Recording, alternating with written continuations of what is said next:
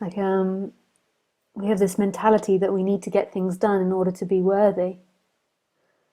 But actually, if you listen to your body, and if the body speaks, it might be saying rest, rest, or just sit and watch. And if you have no concept about what you should be doing or what you need to do, and you just sit there, then maybe life becomes alive again.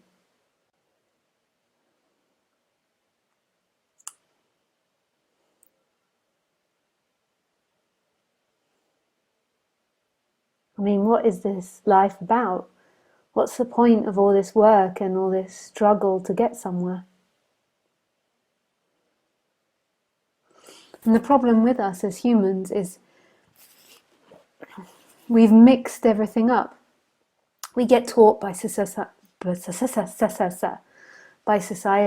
that that life is about production. So life is about producing something and doing something. So that's what we get taught. Life is about producing. Life is about getting. And then through that, we try to find meaning, and we try to understand why we're alive. And so because we've only been taught a language and a mentality of production, we try to find meaning in producing and doing things. My friend, a good friend of mine who I originally started talking about this with, he always used to say, I always used to think I was a human doer, but now I've come to realize that I'm a human being. Which is very sweet. A human being. So because we're taught language and we're taught by something wrong with the word society today.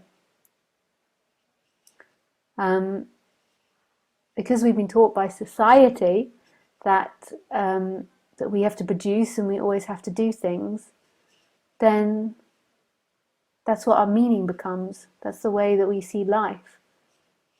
It's all about production.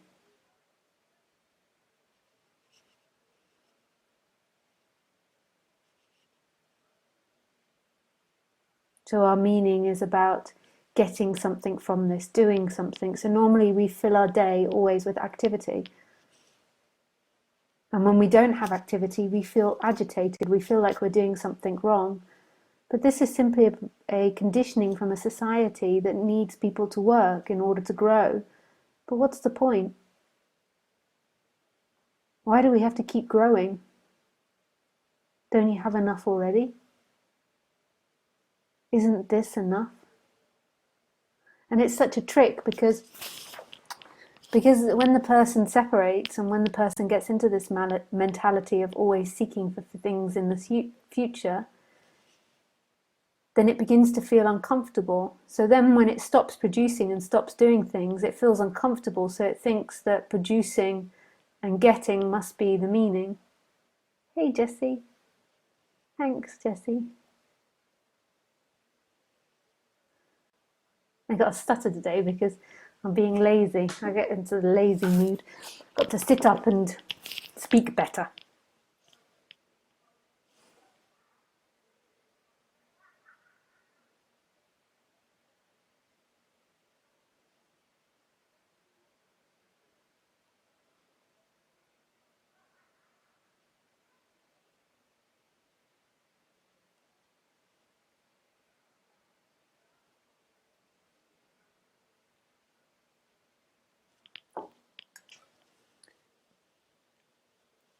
But there is nothing to get. There is no ultimate goal. What are you going to do? Get more money? What's the point? You'll never feel secure. If you have a dime in your bank account or $1 million, you'll never feel secure by that. You'll always feel insecure. You'll be paranoid if you have $1 million that people will be trying to rub it off you, that you need to get more. Maybe I should have 2 million, and then I will feel secure. Or maybe you think your meaning is producing more kids and having kids.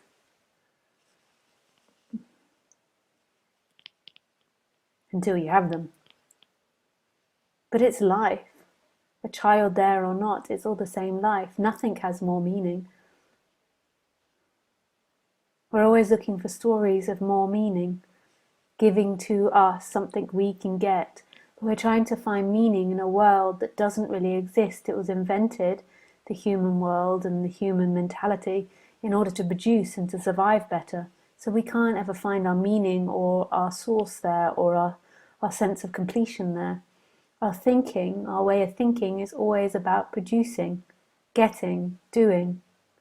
So the source, what you're truly looking for, home, must be beyond that, or must be something else but thinking. So what else is left? But we're so indoctrinated by the way that we think. That's what our whole world becomes. We really believe that we're sitting in a world, but we made up the word world. We think that we're sitting on planet Earth, but we made that word up. And we think that meaning is doing lots of things, traveling the world, or having kids, or having family, or buying lots of things, helping charity. But all of that world exists in the convention of getting, of production line. That's what humans are breeding for, in order to create more producers. And now we're creating this thing called robots, so we don't need to produce so many humans. And we're all conned into it, especially the ones at the bottom of the chain, or the ones towards the bottom. They're told their happiness is producing, their happiness is getting a mortgage, growing, having kids, doing all these things. So they do them all, and that has no more meaning than anything else, and it's not going to complete you. But they work really hard, and they think that they'll get there, and they spend their whole life trying to get there. A lot of people are coming to their senses now, though, and they begin to realize that production and getting and growing and growing and growing isn't it. So more alternative lives are led, and this subject is explored a lot more. So what is the point of life? If it can't be found in something you do, in something you buy, in something you own, in a child, in a marriage, in a lover, then what is the meaning? The question is, do I know it? And if I did know it, could I ever tell you guys? Because everything that we talk about is in a language that's based around production and producing.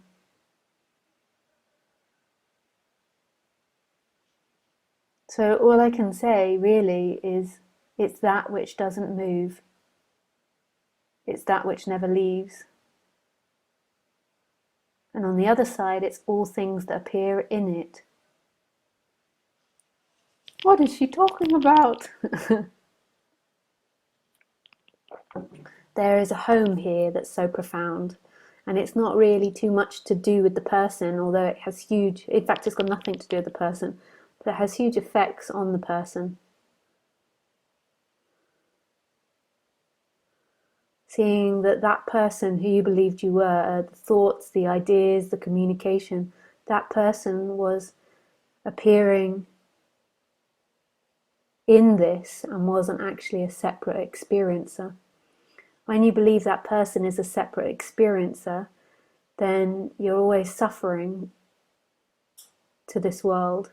You're always subject to this world. You're in relationship with this world, and you're something that can be born and destroyed. When you see that that which is listening now isn't that person, but that person is another experience like everything else, then there's a freedom that can be seen. And this energetic movement from being a contracted small energy to a boundlessness.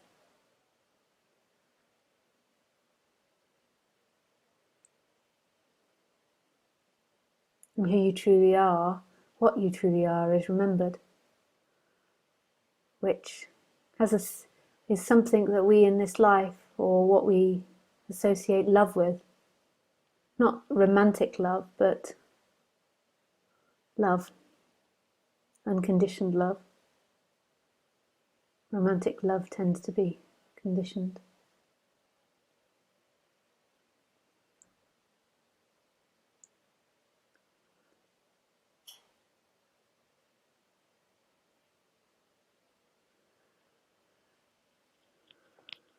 So if you're listening to me, sometimes I get the sense that a lot of people that listen to me produce lots of things or work a lot, because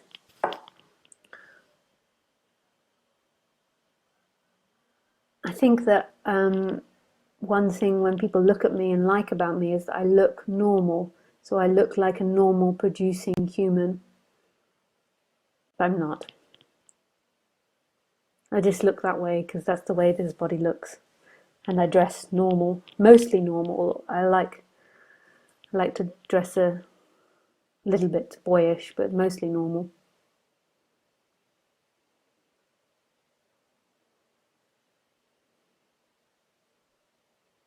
Or what our society calls normal. Not really what normal is. But I totally didn't buy into the system. And I totally rejected it. I could see the craziness of it, that working all my life in order to get bricks was just insane, in order to get security.